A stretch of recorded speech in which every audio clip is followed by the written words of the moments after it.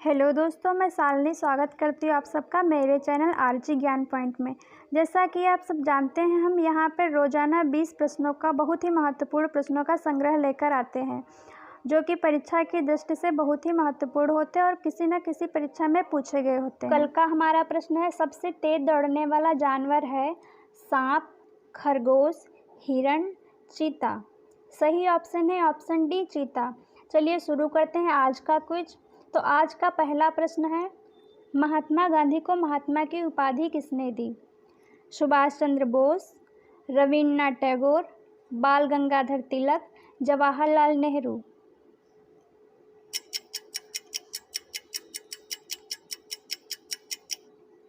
सही ऑप्शन है option B, Rabindranath Tagore. 12 अप्रैल 1919 को गुरुदेव रविन्द्रनाथ टैगोर ने महात्मा गांधी को एक पत्र दिया था। उसमें उन्होंने उनको महात्मा नाम से संबोधित किया था। और रविन्द्रनाथ टैगोर को गुरुदेव की उपाधि किसने दी? महात्मा गांधी जी ने। और महात्मा गांधी को राष्ट्रपिता की उपाधि दी सुभाष चंद्र बोस ने। ये पॉइंट याद रखिएगा। अगला क्वेश्चन,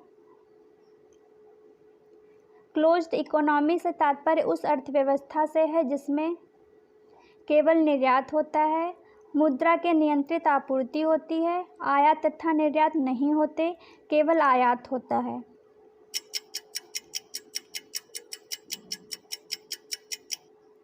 सही ऑप्शन हो जाएगा ऑप्शन सी, आयात तथा निर्यात नहीं होते हैं। इसको इस तरीके से याद रख सकते हैं, क्लोज्ड मतलब बंद। जैसे कि दरवाज़ा बंद है तो ना अंदर से कोई जा सकता है ना बाहर से कोई आ सकता है। तो आयात मतलब बाहर से चीज़ें मंगाना, वो भी नहीं हो सकता। निर्यात बाहर को चीज़ें भेजना। इस तरीके से इसको याद रख सकते हैं। क्लोज्ड इकोनॉमी में क्या होता है? आयात तथा निर्यात दोनों नहीं होते हैं। अगला क्वेश्चन है, भारत के स्वतंत्रता संग्राम के दौरान इंग्लैंड में इंडिया हाउस की स्थापना किसने की थी? भीकाजी कामा, दादा भाई नौरोजी, रास बिहारी बोस, श्यामजी कृष्ण वर्मा।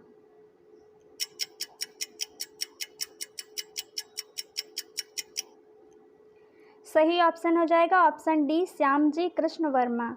इसको याद कर लीजिएगा। अगला क्वेश्चन है, सामान्य मनुष्य का रक्तदाब होता है 180/20, 120/80, 80/120, 80/125।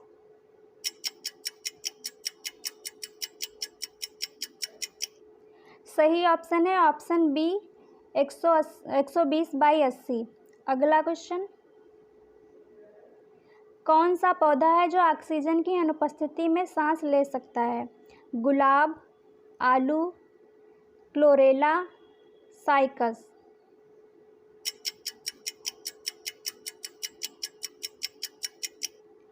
सही ऑप्शन हो जाएगा ऑप्शन सी, क्लोरेला। क्लोज से क्लोज जैसा साउंड आ रहा है। क्लोज मतलब बंद, मतलब चारों तरफ से बंद है, ऑक्सीजन नहीं जा सकती, फिर भी वो सांस ले रहा है या श्वसन कर रहा है। इस तरीके से इसको याद रख सकते हैं। अगला क्वेश्चन, सैंधव सभ्यता से संबंधित किन स्थलों से चावल की खेती के प्रमाण मिले हैं? मोहनजोदड़ो और हड़प्पा, लोथल और रंगपुर, कालीबंगा और रोजड़ी, बनावली और कालीबंगा।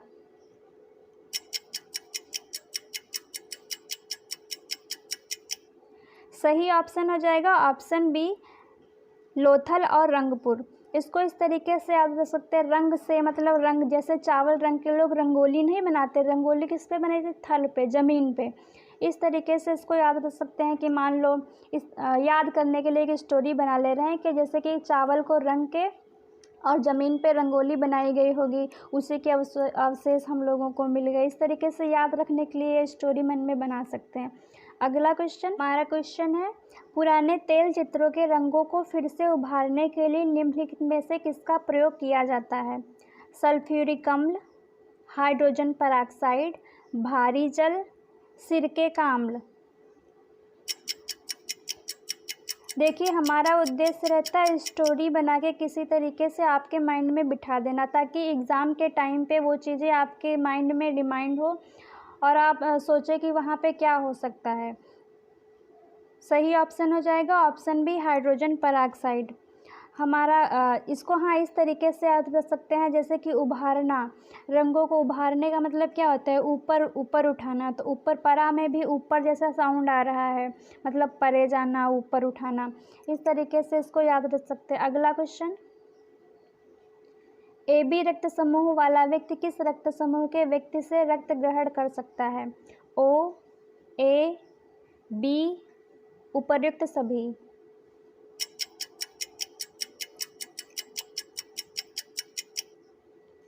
सही ऑप्शन हो जाएगा ऑप्शन डी, इसको सर्वग्राही रक्त समूह भी कहते हैं।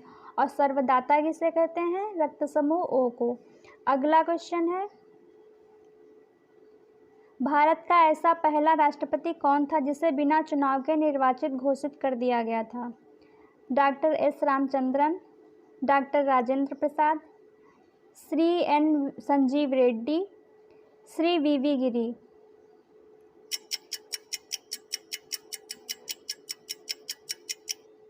सही ऑप्शन है option C, Shri N Sanjeeva Reddy.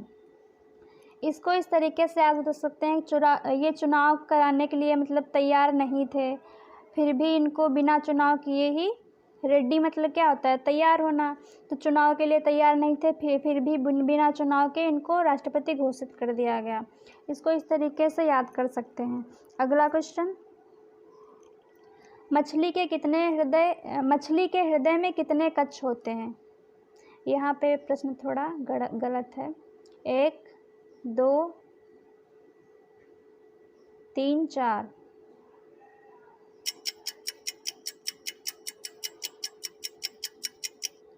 सही ऑप्शन है ऑप्शन बी, 2। तो इसमें मछली से क्या, छली जैसा साउंड कर रहा है, जैसे छली लोग छल कपट करने वाले होते हैं ना, सामने दिखाएंगे बहुत अच्छे दिल के हैं, दिल मतलब हृदय, बाहर से कुछ और ही होते हैं। तो 2 फेज उनके होते हैं, 2 तरीके के। इस तरीके से इसको याद रख सकते हैं। अगला क्वेश्चन,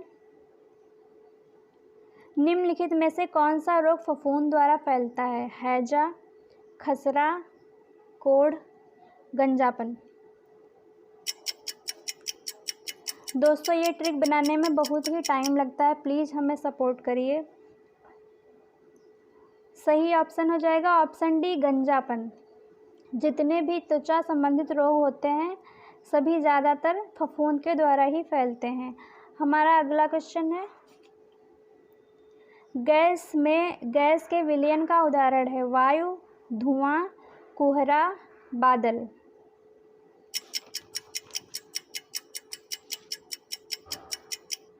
सही ऑप्शन है ऑप्शन ए, वायु।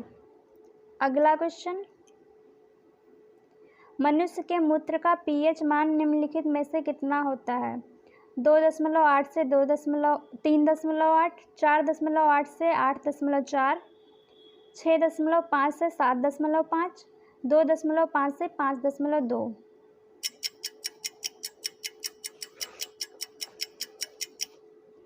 सही ऑप्शन हो जाएगा ऑप्शन बी, 4.8 से 8.4। ये बहुत ही इम्पॉर्टेंट प्रश्न है।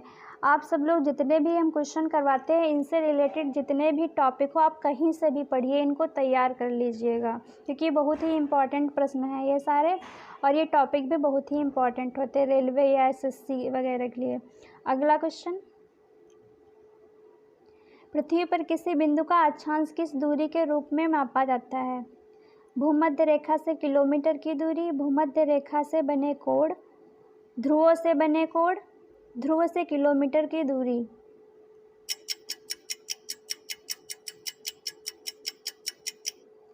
सही ऑप्शन हो जाएगा ऑप्शन बी, भूमध्य रेखा से। हमारा प्रश्न है, श्रीरंगपट्टनम की संधि किनके बीच हुई थी?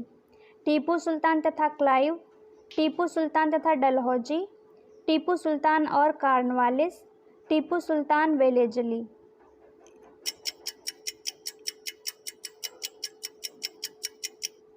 सही ऑप्शन हो जाएगा ऑप्शन सी, टीपू सुल्तान और कॉर्नवालिस। इसको इस तरीके से याद रख सकते हैं, रंगपट्टनम में आ रहा है रंग और कॉर्नवालिस में वालिस, पॉलिश जैसा साउंड आ रहा है, इसको ऐसे रिलेट करके याद कर सकते हैं। अगला क्वेश्चन, निम्नलिखित में से कौन सी नदी किसी रिफ्ट घाटी के बीच से बह रही है? गोदावरी, कृष्णा, कावेरी, ताप्ती।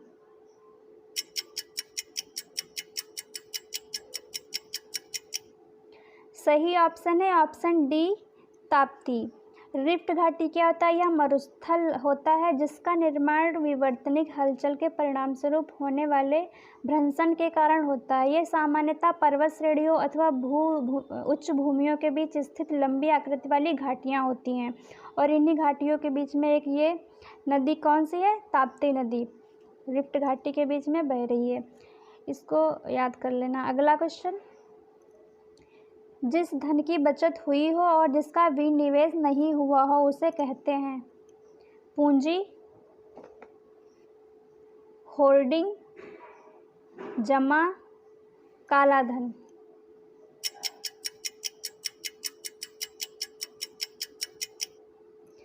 सही ऑप्शन हो जाएगा ऑप्शन बी होर्डिंग। होर्डिंग से साउंड आ रहा है होल्ड करना, वो मतलब रुका हुआ है, उसका विनिवेश नहीं हुआ है और बचत करके रखा गया लेकिन विनिवेश नहीं किया गया। इसको ऐसे याद कर सकते हैं होर्डिंग। अगला क्वेश्चन, पुष्प सज्जा की जापानी कला को क्या कहते हैं? Haiku, ikebana, origami, bonsai. देखिए सभी प्रश्न ऐसे नहीं होते जिनकी कोई ना कोई ट्रिक बन ही जाए, लेकिन फिर भी हम कोशिश करते हैं कि आप लोगों को किसी न किसी ट्रिक से ही याद करवा देंगे। सही ऑप्शन हो जाएगा इकेबाना। अगला क्वेश्चन, पिन कोड के अंतिम 3 अंक किसे निरूपित करते हैं? क्षेत्र, जिला, डाकघर के शाखा, वितरण डाकघर।